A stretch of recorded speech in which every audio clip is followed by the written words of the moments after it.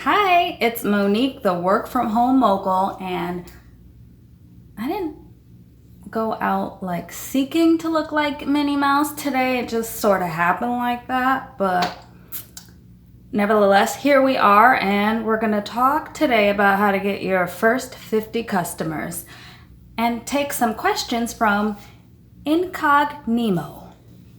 Who, me?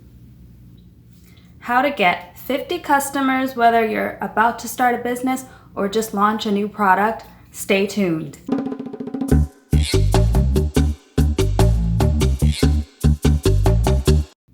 You are ready to launch your business, a new product, a new service, something new, and you're ready to get your first 50 sign-ons. So where do you start? First things first, start with who you know. You know some people. You may know more than 50 people. Now, those 50 people are most likely not going to be the first 50 customers, but it is somewhere to start because you got to start somewhere. And if you are selling a product or a service and then your best friend gets a similar product or service from someone else, you're going to feel pretty dumb. So the first thing is letting the people know what is about to happen. People that you've already been talking to, social media, and that's it.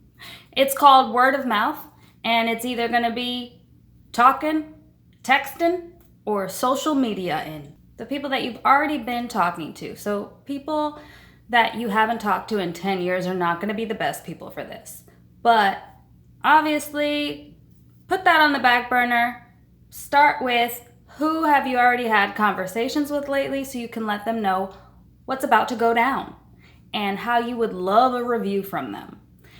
And I would think about what can I offer these people as an incentive to be the first 5 or 10 customers.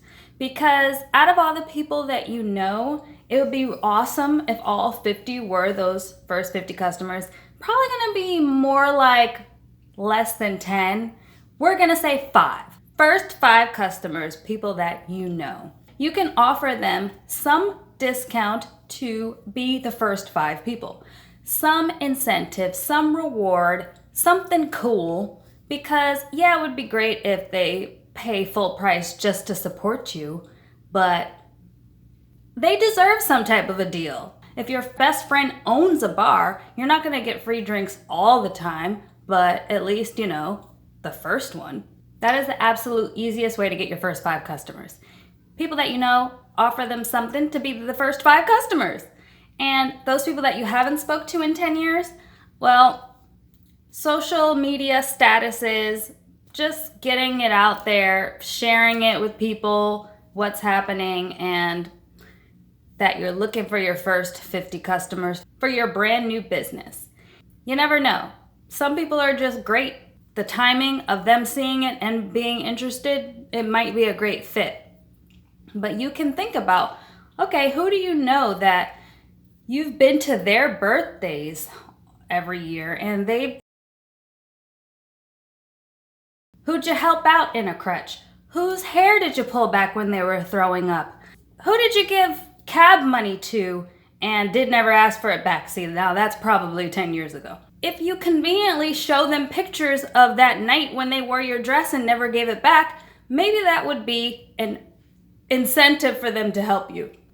All right, you got your first 5 or 10 from the people that you know. What's the best way to double that is a refer a friend program. Again, it would be awesome if all 10 of them brought on one person. Boom, you're at 20. You're almost halfway there.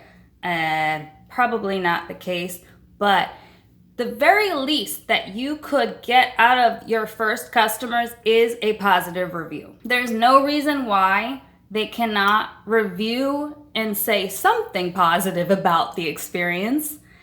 Anything positive at all, because that is how you're going to get your next 10 to 15 customers. You can offer them a refer a friend bonus, something exciting for them to offer their friend. It could be what you offered them. You could either offer the friend something or you could offer the referrer something, or both. Double the fun. Come on, guys.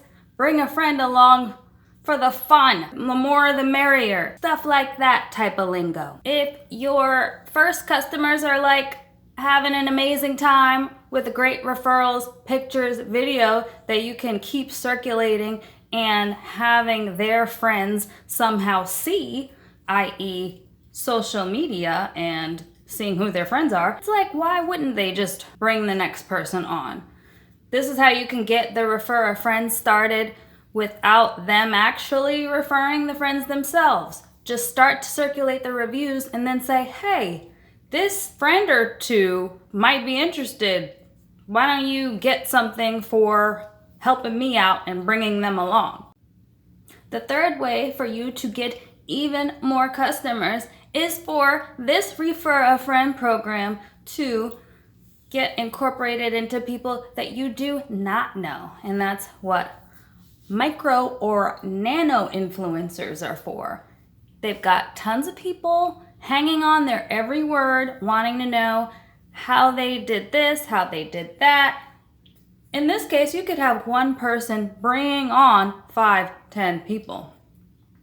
Disclaimer, out of the 10 maybe micro or nano influencers, perhaps 2 of them might actually come through.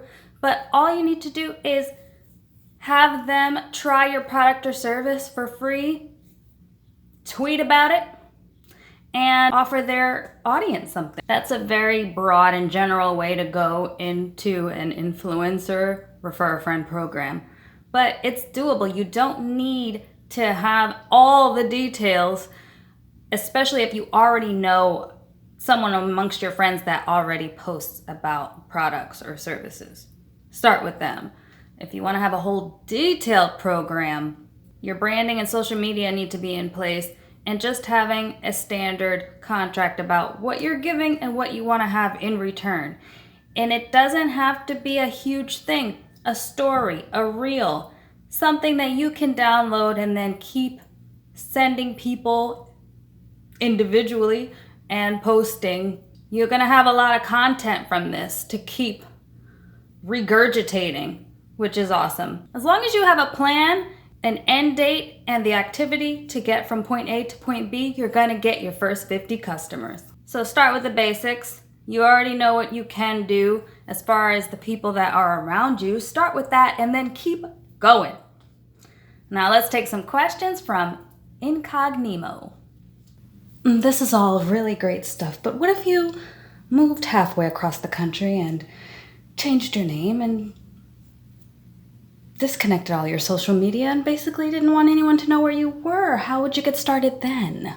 It's an interesting predicament. Now, yeah, you don't need to know anyone to start a business. Obviously, the gurus out there didn't get rich off of their friends and family, but they obviously started with them.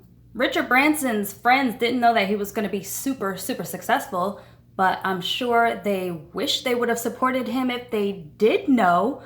You can make a social network, you can make new friends, and in some cases, the new friends support you more than the old friends. Yes, I understand.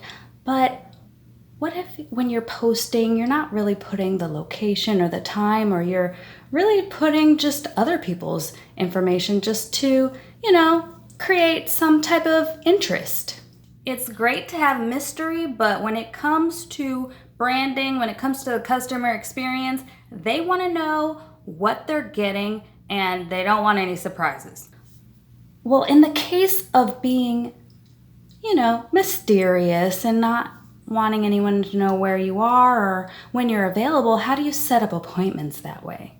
If you have a local business where you need appointments, then yeah, you gotta let them actually know the address and the time.